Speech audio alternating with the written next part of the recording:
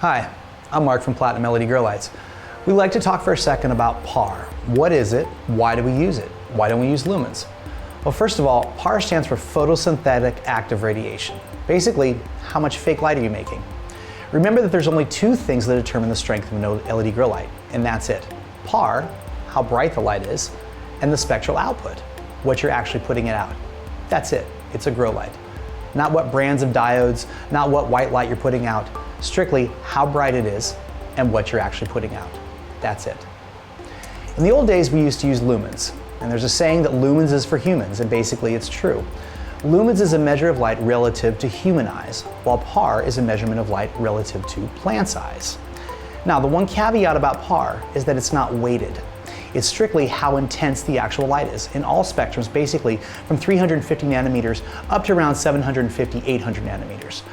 So you can have a light that is putting out a lot of PAR, but if it's not putting out an efficient spectrum, then what do you have? You need to have both. However, PAR, again, is the intensity level that we're looking for.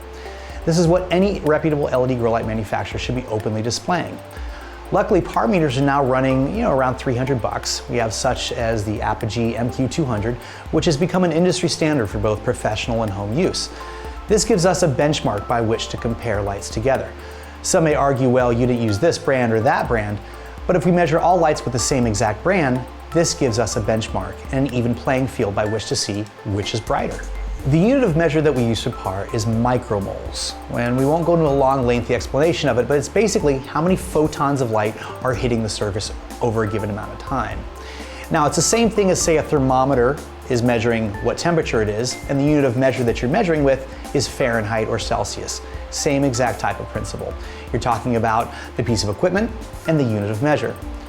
So when you see these numbers on our website, or other websites hopefully, it's in micromoles. This is the standard unit of measure.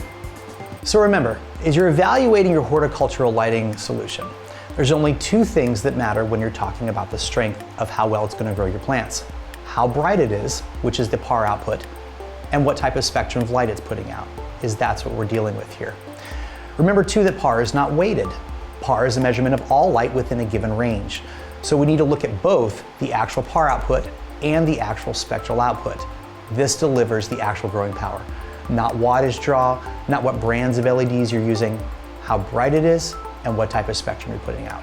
Now that you know what PAR is, why we use it, and why it's important, you can compare this video verified data with others. You'll see that PlatinumLED grow lights have the highest PAR per watt of any other LED grow light on the market today. This ultra high intensity, combined with an ultra efficient spectral output, gives us the most powerful LED grow lights. Thanks so much.